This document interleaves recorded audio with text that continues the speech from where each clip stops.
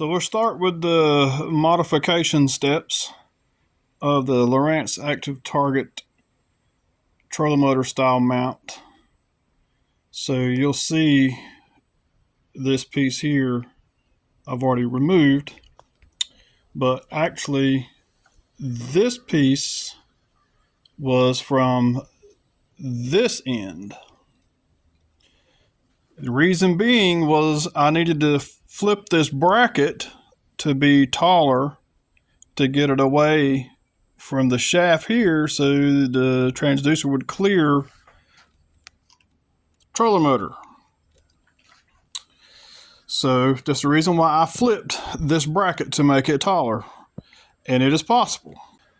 So you take flat blade putty knife and you put it around the edge all the way around. It's like some glue that holds it in. It's not super tight, nothing like that. It's just to hold it in place.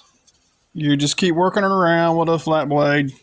You eventually get it out, work it loose. You're actually not going to need this end. This end is actually for the transducer end for the active target 2 and maybe the 1, I believe it is. But anyway, once you get this out, you're not going to need this. On the back of it, you'll see there's like three notches. 2 are the same. 1 is a little oblong shaped. You see the holes up here. That's not going to make any difference. Actually, it's going to make the fit tighter when you go to taking this one off, which was here. This one was here. This one was here. So anyway, you're going to take them both off because you need to flip them, because these ridges, these teeth, will not fit this end. Only this side will fit, which was here. So pry them both off, and you want to relocate the one that fits the plastic bracket here to this end to put it on the taller end of the bracket. So you pry it off, put your plastic end piece on the opposite end of this. It will line up into those holes right here. So the only difference is the oblong hole is now going to line up opposite from where it did before in just a standard round hole versus the oblong hole, which is fine. That's fine. You do not have to trim this down, don't have to file it down, don't have to cut it. Just place it in there and it goes in there pretty good and tight. And I promise you, when you go to tighten this knob here, everything seats in perfectly and tight. No problem whatsoever. So this is the first step of modifying for this here. So we don't need this.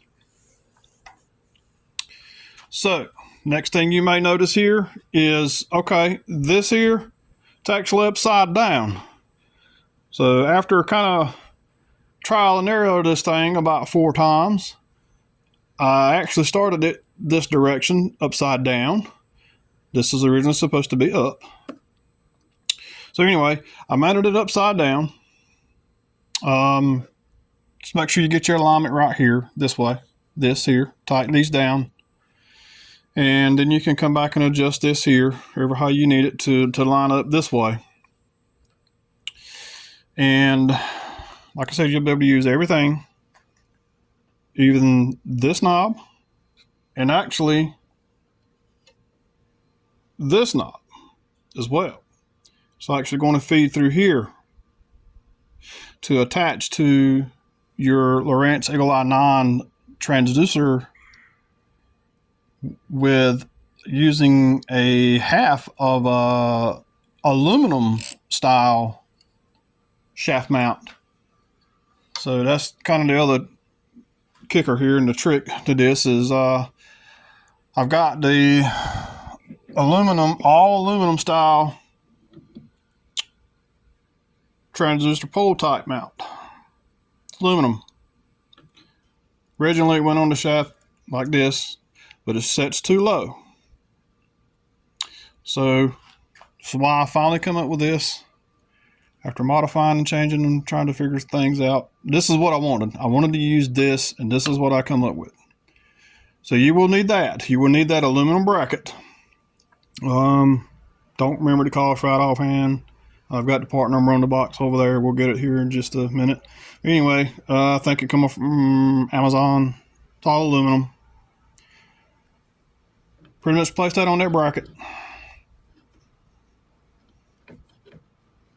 And then you would run your thumb screw in from the bottom.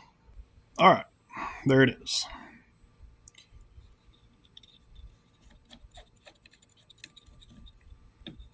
Get it aligned the way it should be. This way.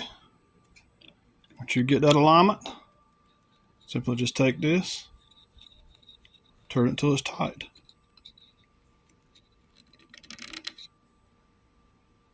It will not move. It is in place. So, one of the biggest tips to this, and keys, I guess you could say, is going to be the top screw that goes through the transducer. Here. This aluminum mount